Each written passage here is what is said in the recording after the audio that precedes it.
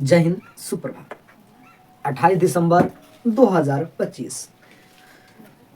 इस वीडियो को बनाने का मकसद एक ही है, सामाजिक जागरूकता।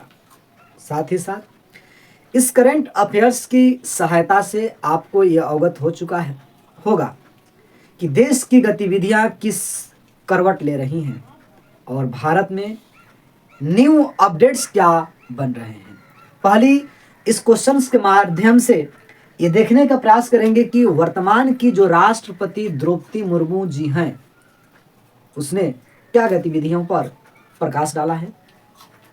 सवाल है कि द्रौपदी मुर्मू राष्ट्रपति जी के द्वारा किस भाषा में अनुवादित भारतीय संविधान का विमोचन किया गया है।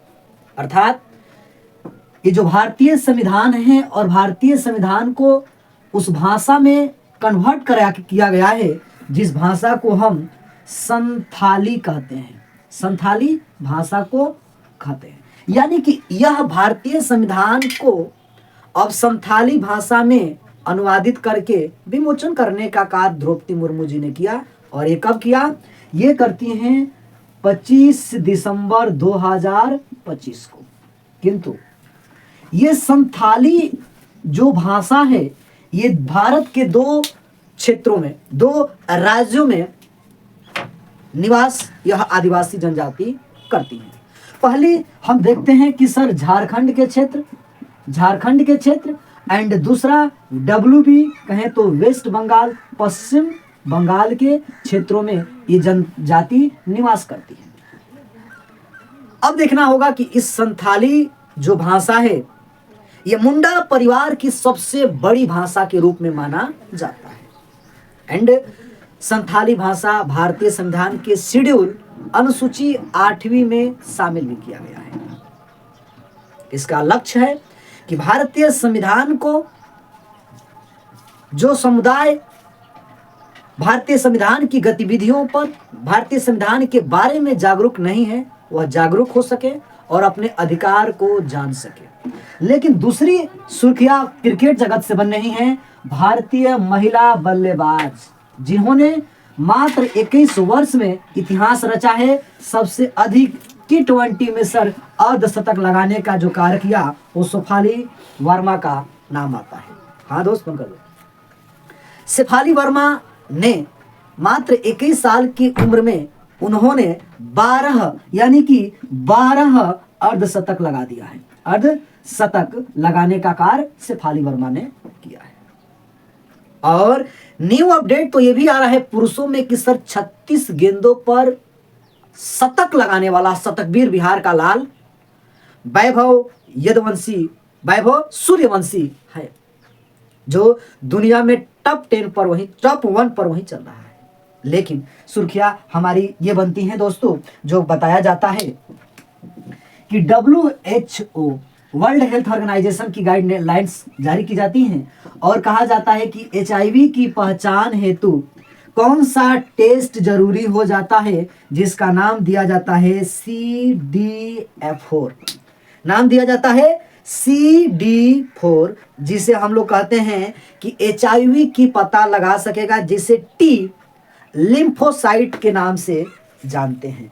T लिम्फोसाइट, इसे T लिम्फोसाइट्स के नाम से जानते हैं। इसका मानना है कि CD4 के टेस्टिंग से सफेद रक्त कोशिकाओं की संख्या का मालूम हो जाएगा और ये मापने का कार्य करता है। और WHO का कहना है कि 200 सेल्स यानी कि कोशिकाओं की प्रति MM3 से कम होने पर HIV एडवांस माना जाएगा। यह बीमारी जुड़ी मौत और जटिलताएं जो हैं, उसको कम करने का मुख्य उद्देश्य है। साथ ही साथ HIV यहाँ पे जब रिप्रेजेंट किया जाता है तो फुल फॉर्म हमें जानना जरूरी होगा। H से ह्यूमन होता है और I से इम्यूनी डिफिशियंसी और V से वायरस होता है। जो यह वायरस मानव शरीर के प्रतिरक्षा प्रणाली, जिसे हम इम्यून सिस्टम कहते हैं, इसको वीक कमजोर कर देता है पूरी तरह से वीक कर देता है। HIV का मुख्य रूप से CDF कोशिकाओं टी लिम्फोसाइट पर यह हमला करना होता है। यदि इलाज इसको सही समय पर न किया जाए तो शायद यह एड्स यानी कि बोले तो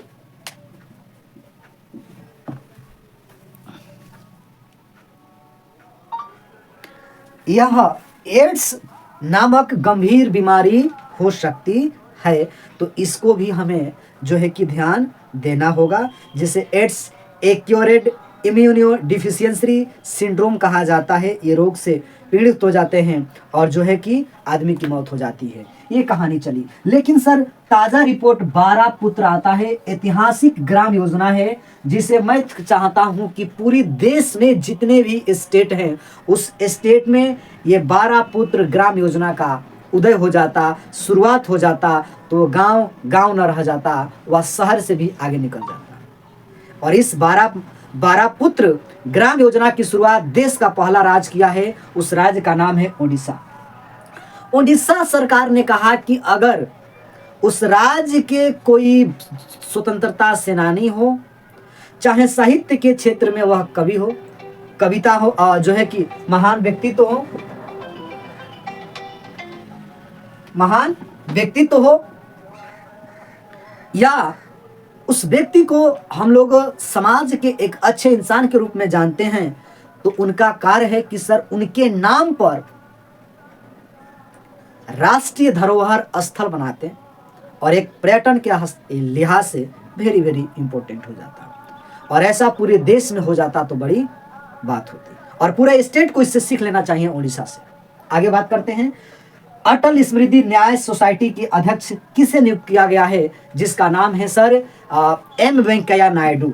इसका जो है बनाया गया है अध्यक्ष एम वेंकैया नायडू जी को, जो कभी 2017 से 2022 के दौर में ये भारत के वाइस प्रेसिडेंट बोले तो उपराष्ट्रपति हुआ करते थे। वर्ष 2024 के दौरान इन्हें भारत सरकार ने पद्म विभूषण से भी सम्मानित किया। आप कहेंगे कि सर अटल स्मृति न्याय सोसाइटी का अध्यक्ष बनना, इसका मतलब यह होता है इसकी शुरुआत 2003 में हुआ था। इसकी शुरुआत जो है कि 2003 में हुआ था और इसका टारगेट है